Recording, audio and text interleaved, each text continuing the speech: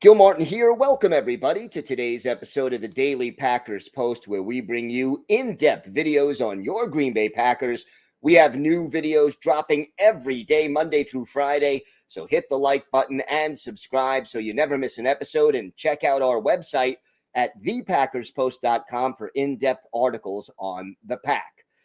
It's 2 games into the season. Yes, it's still early, but already we can see clearly the dividends that the Packers have gotten from acquiring Micah Parsons in that blockbuster deal with the Dallas Cowboys.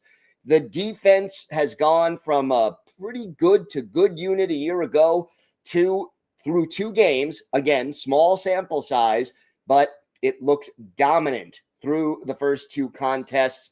Neither the Lions, who just put up 50 points on the Bears on Sunday, or the Commanders, who are considered an explosive offense, gained more than 250 yards or scored 20 points against the Green Bay defense. And obviously, the addition of Parsons had a lot to do with it, even though he's been on a play count in those first 2 games because he missed all of training camp and the preseason during his holdout from the Dallas Cowboys.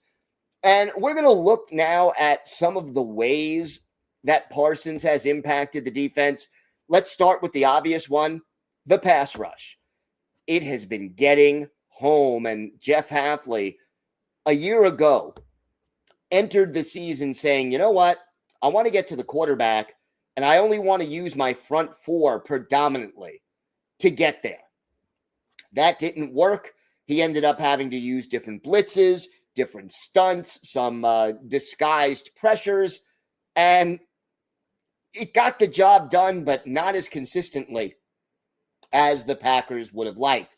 Well, adding Micah Parsons has changed all of that, and it's not just that Parsons himself has been so good, but the fact that offenses feel the need to double or occasionally even triple team him, and they have to account for him on every play.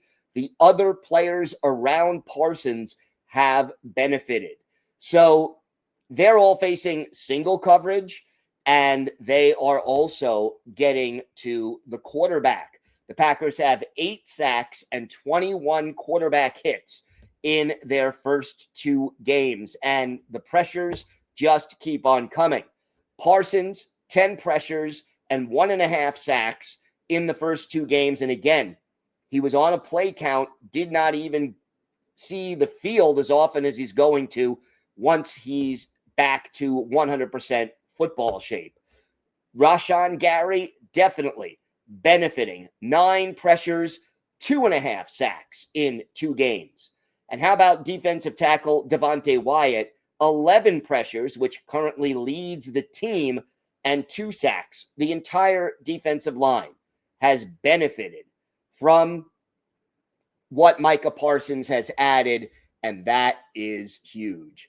How about the defensive secondary? They have also had some big advantages as a result of what Parsons has done.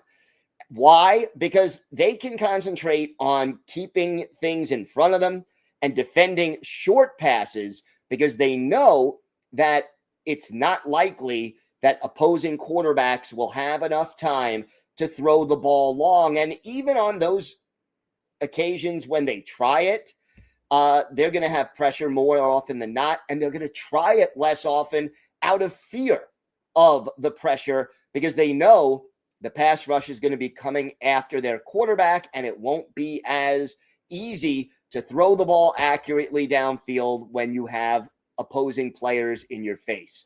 Let's illustrate what the difference is. Keyshawn Nixon played a very good game against the Commanders last Thursday. He broke up 5 passes in that game. Last season, Nixon, who started 15 games and played in all 17, broke up a career-high 7 in those 17 games. But because Nixon knew all he had to do on most plays was concentrate on the short routes, he could anticipate the pattern, read it quickly, and break up the pass. 5 passes broken up in one game as compared to a career-high 7 in 17 games a year ago. That is huge. And then I'll take it a step further for the Green Bay secondary. Opposing coaches know they need to account for Parsons. And very often that means keeping a tight end in to block or having that tight end chip Parsons or another pass rusher before going out and running a short pattern. By keeping a tight end or a running back in to help block, that gives the Green Bay secondary a numerical advantage. They've got 5, maybe 6 defensive backs on the field, and the opposing team has 2 or 3 receivers going out for a pattern. Just by straight numbers alone, that is a big advantage for Green Bay because the defensive backs, the safeties, the cornerbacks, even the linebackers know there are fewer players that they need to account for on those kinds of plays. And then the other impact is what it does for Jeff Hafley. Hafley, it's like he has a new toy to play with, and it just allows the Packers to do so much more. First of all, they have moved at times either Parsons or Lucas Van Ness inside in obvious passing situations to defensive tackle. That means you could have 4 pass rushers on the field at once in the form of Parsons, Gary, Van Ness, and Wyatt. All 4 of those guys are very skilled at getting to the quarterback. The other thing is you have the option still of using those blitz packages or deceptive formations at the line of scrimmage pre-snap, but it's no longer a necessity. It's a luxury. And yeah, the Green Bay defense, you've got 2 speedy linebackers in the starting lineup in Quay Walker and Edgerrin Cooper. And both of them can get to the quarterback when you need them to. And Hafley just picks and chooses when he wants to go exotic, when he wants to mix things up, and when he just wants to have the 4 guys rushing. Cooper has a half a sack and 2 quarterback hits. Walker has 1 quarterback hit. These guys are getting home. And keep in mind, this increased pass rush has all happened without sacrificing the run defense. In 2 games, the run defense of the Green Bay Packers has given up just 97 yards on 41 carries. That's just 2.4 yards per rush. And that includes shutting down the Lions, who have a great duo of running backs and had one of the best running attacks in the game last year. And then shutting down Jaden Daniels, one of the best rushing quarterbacks in the league for Washington. What the Packers did, and it worked so well, you rush 4. You have 7 guys back. You predominantly play zone.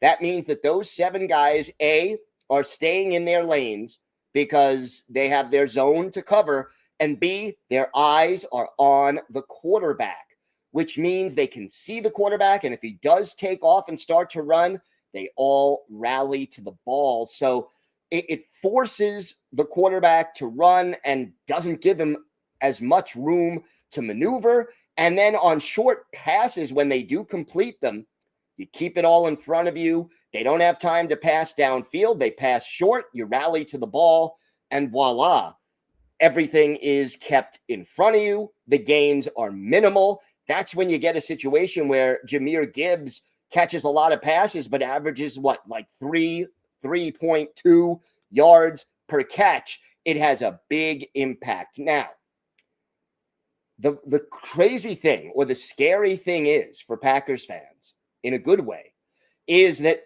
Micah Parsons is going to see the field more frequently as he gets into football shape. Clearly, the mini bye that the Packers have before they face Cleveland in Cleveland next Sunday will give Parsons a little time for his body to recover, a little more time for him to learn the playbook. And I wouldn't be surprised if his snap count goes up this week over what it was against Washington. And against Washington, it was up over what it was against Detroit. So this defense could even be better. And, Nate Hobbs will get more reps in the secondary, adding a little depth there. There are a lot of reasons for optimism and encouragement, and we've already seen a big improvement as the result of adding Micah Parsons to this Green Bay defense. Check out our website at thepackerspost.com for in-depth articles on the Packers. Here on YouTube, hit the like button and subscribe so you never miss an episode of the Daily Packers Post. I'm Gil Martin. Thanks so much for watching. Have a great day, everyone. And of course, go Pack Go.